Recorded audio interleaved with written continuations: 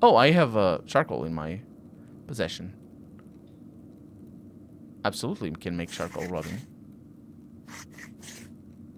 There it is. Baron Rothvogel.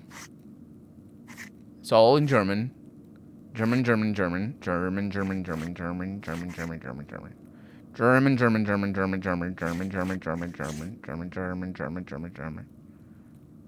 go. German.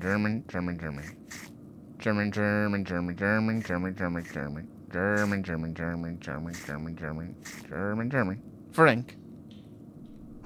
Haha! Clear as an alpine day. It's a letter to the Baron from Prior Frank. Oh, this must be where Frank wrote the letter I found in the guest house. Lorenz was blackmailing Frank. It's the same text. So is this another way of finding the same thing? I think it is. So we are really supposed to find that letter, basically, one way or another. Someone was in a hurry to get rid of this parchment. It smells recent. Probably wasn't burned more than a day ago. And I can't read it. A burned note. I found the burned remnants of a note in Prior Frank's house. It's unclear what the contents of the note were, but it was written in a purple ink with exceptionally fine lettering. Purple ink? I don't know if this is going to be brought up, or if it matters, or, in fact, if it is true. But purple is a very, very... I think I mentioned this before. It's a very expensive color. And for it to be purple, it might be like nobility or high people in the church. I found a strange note in your fireplace. It was written in an unusually fine hand. I found others around Tassing with the same hand that seemed to have appeared out of nowhere. What were you doing in my home?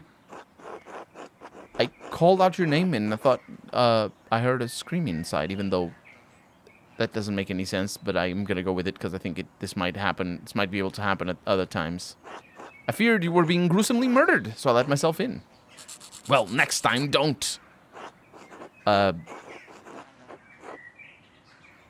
So I can be sarcastic or just not. Let's see. Yeah, you'd rather I let you be killed in cold blood, Prior Frank? You impossible...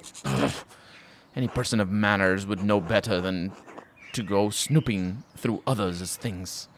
I have nothing to hide. And why burn the note? What was left was difficult to read, but I could make out the red bird matins. It was a strange little thing I found. Oh, are they all the same? Are the notes all the same? And because I forget, exactly the content. Yeah, I think they might be all the same. It was a strange little thing I found on my desk after waking up for matins. It meant nothing to me, so I put it in the fire. It wasn't there when you went to sleep? Not that I noticed. But again, Andreas, it was small. I could have easily overlooked it. Surely it's just a loose scrap. But the hand was handsome, you're correct. Unlike anything penned by the brothers in the scriptorium, to be certain. How unsettling. Do you remember what the note said? No, only that I found the contents nonsensical and disturbing. The remaining legible parts read, the red bird. You don't know what that could be? A scrap from some bestiary? I couldn't say. My eyes watch the heavens, not the trees. Although, we do not see many red birds at this altitude. The common robin, perhaps. Or a swallow. But that doesn't matter. I'm telling you, it was nonsense. One more thing. Who has access to your home? Everyone at this abbey. What does it matter to you? It was just a scrap of paper. I found a similar note in the Baron's effects while Brother Florian was performing his initial examination. But the abbot ordered you away from the abbey. Andreas, your cavalier attitude towards Father Geno's commands. But don't you find the coincidence strange? No, we operate a scriptorium, Master Mahler, and house perhaps the largest library in Bavaria. We are awash in parchment scraps. They multiply like silverfish between the pages of our books. Are you satisfied now? I suppose that will have to do, thank you. Excellent. Are we done here? I will leave you in peace. Be well, Prior Frank. Be well, Master Mahler. Silverfish, if you don't know what that is, they're nasty. Nasty. In Minecraft as well as in reality. They're basically little insects that eat books. that eat paper, basically. Doesn't have to be books, can be any sort of paper. They don't mind. But they also will bite you, if they are big enough to bite you. And, because they're very aggressive. In my experience, anyway. Brother Gerhard's grave was disturbed recently. Ooh, Ferenc must have buried something here. I need to dig up this grave if I want to know what he was up to. Well, I have a shovel, don't I? I should get Father Gernot's permission first. I bet Otto would have helped me if I asked. Perhaps Brother Volberg would lend me a hand. Yeah, perhaps Brother Volberg would lend me a hand. If I can find him. It's a disturbed grave. Suppose I could ask Brother Volbert to dig it up without the abbot's permission, but he might get in trouble. Maybe I could even tempt Otto Zimmerman into helping me. Yeah, there's multiple ways of doing this. I'm not sure how Otto from outside the monastery or the abbey would help, but maybe. The abattoir is still locked. Gernot? Andreas? I trust you are abiding by my command to leave Piero and the rest of the monastics in peace? I've been abiding by your command. Frustrating though it is. I'm gonna say that, but yeah, Father Gernot is in a difficult position. He hasn't been at the abbot... he hasn't been at the abbot long, and is young. The elder monks don't respect him. A friend of the prince bishop murdered under the roof of his abbey. It doesn't look good. If I represent a threat to the abbot's authority, he could expel me from the abbey. I could lie, let's lie, but if the abbot discovers my treachery, it will damage my reputation with him. I don't think the abbot would expel me, but the abbot could make life very difficult for the rest of my time at Kirsau. There we go. That's important. So I'm not going to lie. Maybe. Have you made any progress in finding the abbot's, the Baron's true murderer? I'm satisfied I have the Baron's killer well in hand. And if I'm not mistaken, truth is for the Archdeacon to uncover, not a journeyman artist who is not even a part of this community. There's more at stake here than you understand, Andreas. What is at stake here, exactly? Aside from an innocent man's life, of course. There are a few extant double monasteries with working scriptoriums any longer. They're costly to operate, and the church does not approve of them. Baron Rothvogel was a friend of the Prince Bishop, and if the Prince Bishop were so inclined, he could order the abbey closed and our community disbanded. A community of which you are not a member, so whose precarity you can't understand. I thought you were a clever man, Andreas. Your ignorance disappoints me. I'm ignorant of a lot of things. For example, the identity of who really murdered Lorenz Rothvogel, which is why I've come to you with a request. And?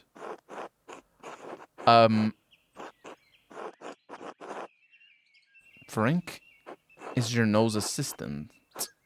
Suggesting Ferenc might have killed Lorenz might anger the abbot if the two are close. I could keep Ferenc's name out of it entirely, but then my reasoning would sound rather vague. Yes, it would. Then that's why I was reading this when it showed up, and I was like, that doesn't sound right.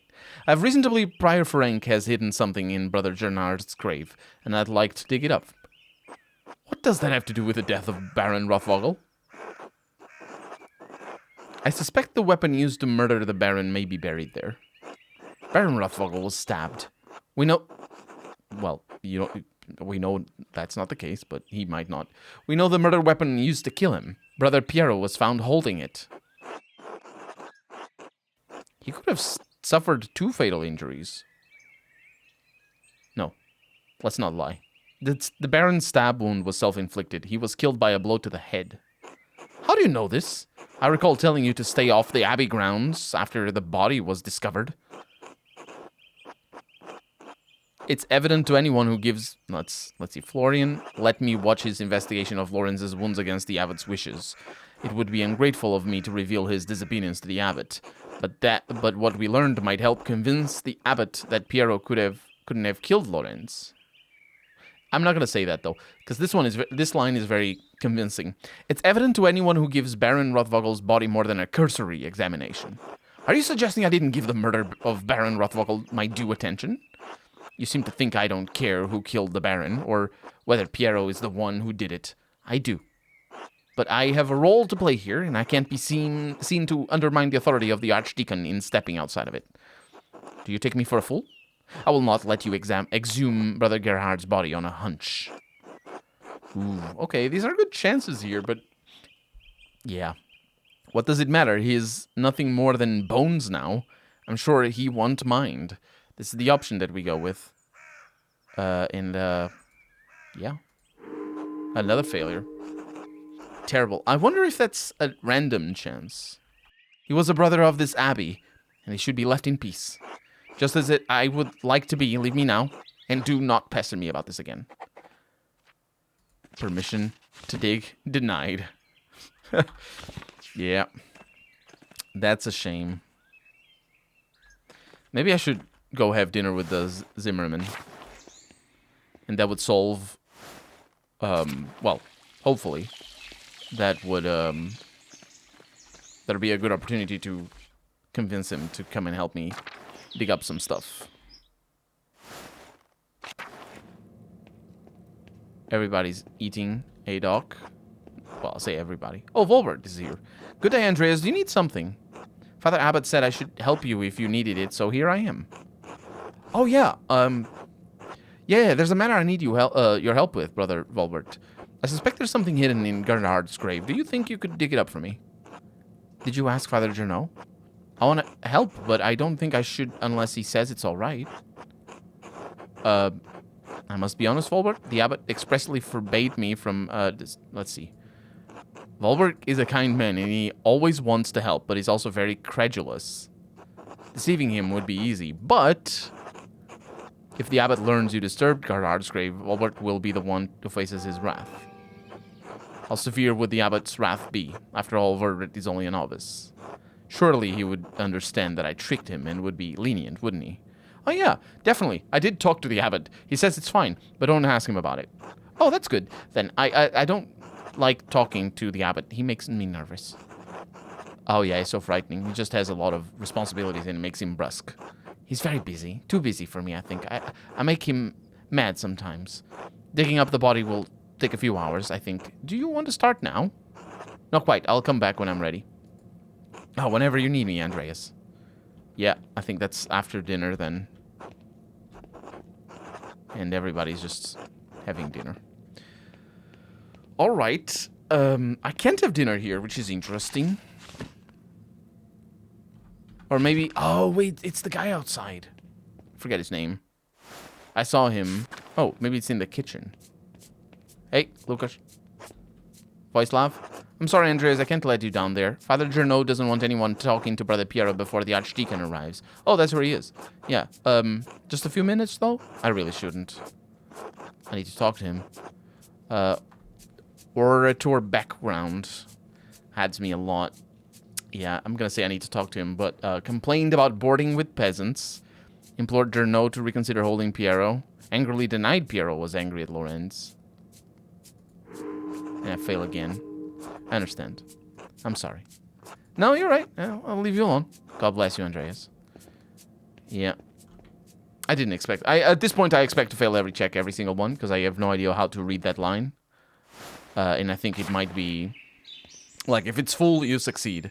And if it isn't full, you don't succeed. So, yeah, Sebat over here is, I think, the one that we can have dinner with. I wouldn't mind having dinner with him. Is he gonna leave, like, soon? Andreas, I'm sorry about what is happening to Brother Piero. I do not know him well, but I find it hard to believe he could have killed the Baron. Yeah, he didn't. I'm going to figure out who did. I will pray for your success. I know it might be far from your mind, but have you considered my offer to eat with you and the townspeople? The gospel says that man cannot live on bread alone, but from time to time a little bread is required. So the townspeople here is Gret?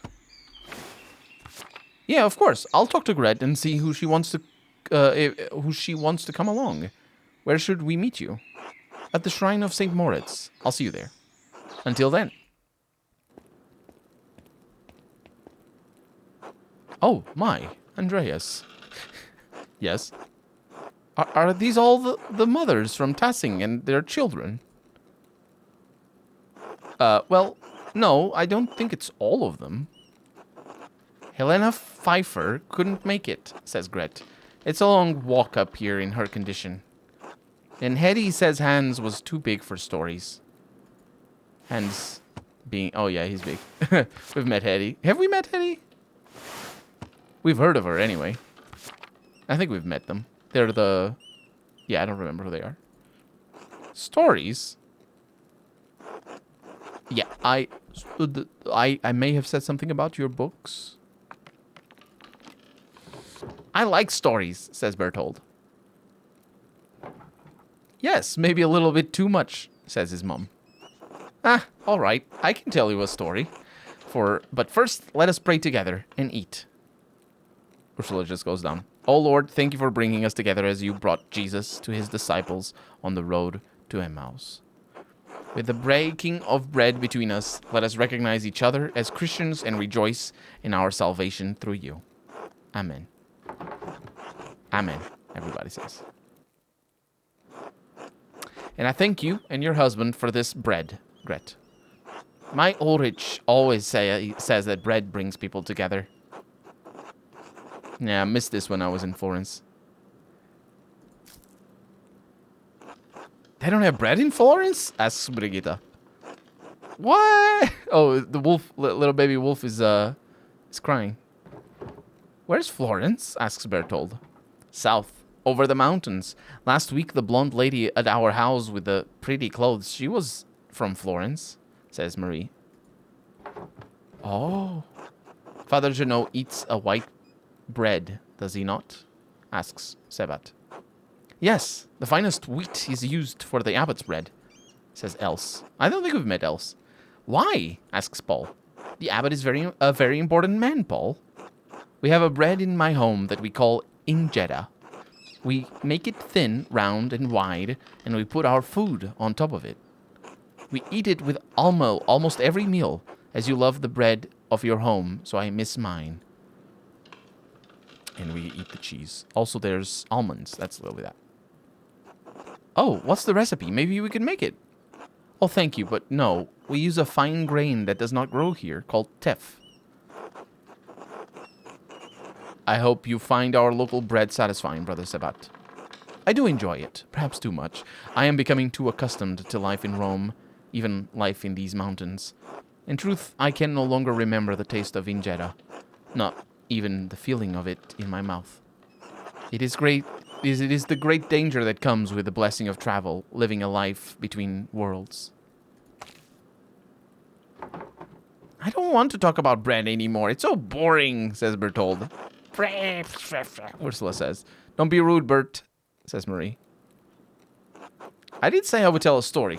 Children, have you ever seen a Bible? Father Tom, says Anne. Yeah, Father Thomas has one. It's huge, says Berthold. My dad has one. It was printed in Bamberg, says Paul. Very good.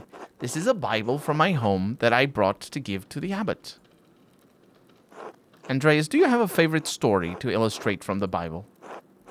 A favorite story to illustrate, so I make the drawings. Let's see, Adam and Eve at the tree of knowledge of good and evil. Jacob wrestling with the angel. Ooh, I actually don't know this story. Jacob wrestling with the angel. The Annunciation, from when Gabriel appears to Mary. Elijah and the chariots of fire. I also don't know that story. Christ being taken down from the cross. Yeah, well, let's go with the angel one. Elijah and chariots of fire. I don't know what that is. But let's go with the Jacob one. See what that is.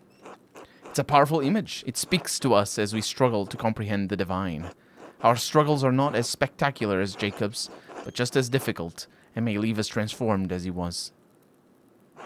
Now then, children, do you know the story of Jesus feeding the multitudes?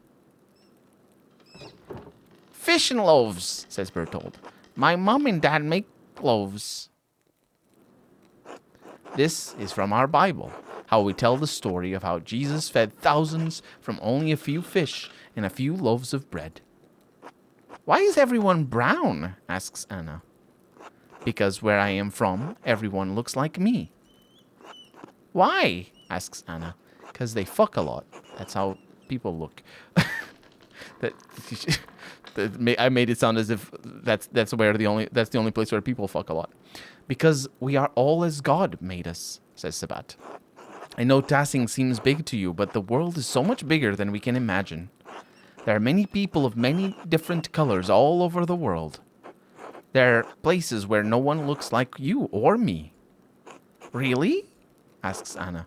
It's true, I'm gonna say. In Venice, I saw people come from across the Mediterranean Sea. Not just like Brother Sabat, but people of different places and cultures, even farther away.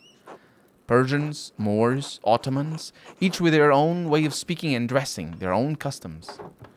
Brother Sabat, did you know the Baron who was murdered?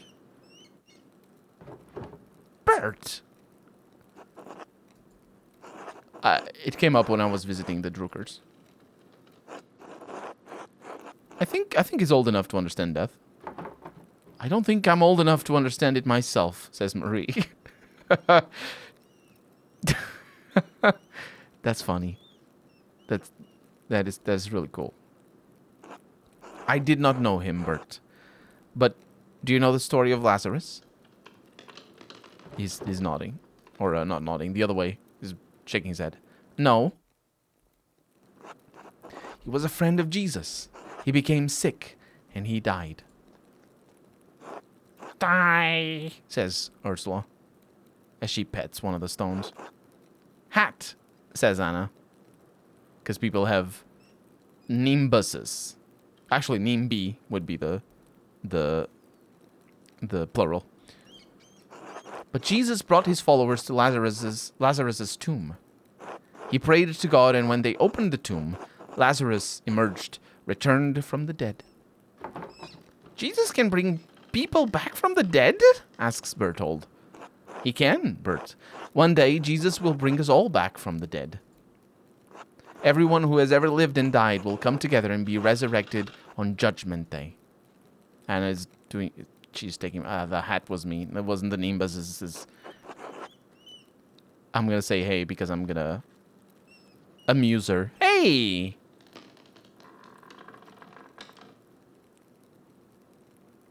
Shake my head at her.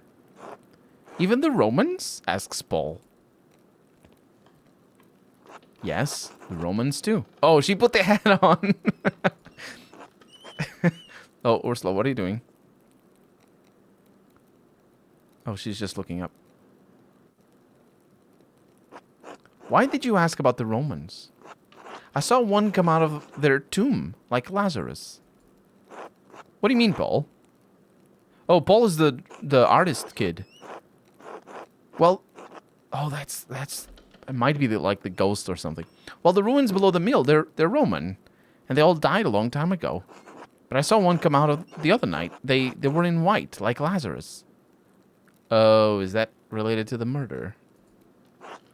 Let's stop telling stories, Paul, and you shouldn't have been outside at night. Andreas, what does he mean? Oh, I think I may have seen something similar the other evening. What? Really? Where? The same place, by the Roman ruins.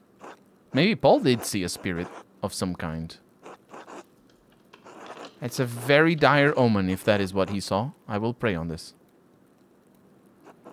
Apologies for that, ladies, but thank you for sharing a meal with me today. I will be leaving for Rome soon, but I am glad to have spent some time with you and your children. Thank you, Brother Sabat. It was wonderful, says Gret. Don't forget to stop by the bakery before you go. I'm sure my husband will want to see you before you go. I will. God grant you all health. And it's work. It's time for work. Time to get back to work. Just saying all the things. Indeed. Let's go. However, instead of helping the widow, what I should do is I should go talk to the monk. And, Rudiger. God bless you, Andreas. It's not you. The map should help us. Because we need to do this soon. Because I was thinking... Oh, he's in the cemetery. Yeah, let's go there. I was thinking, what if I'm wrong? For one. For one thing, what if I'm wrong? But what if the prior or the head honcho here... are you the... Zgui? What are you doing out here? Good day, Andreas. Yeah. What if he's actually in on something here? What if him impeding me from digging this up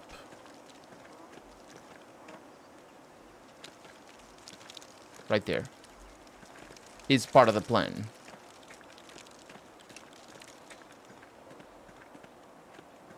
Do you know what I mean? So we need to do this soon.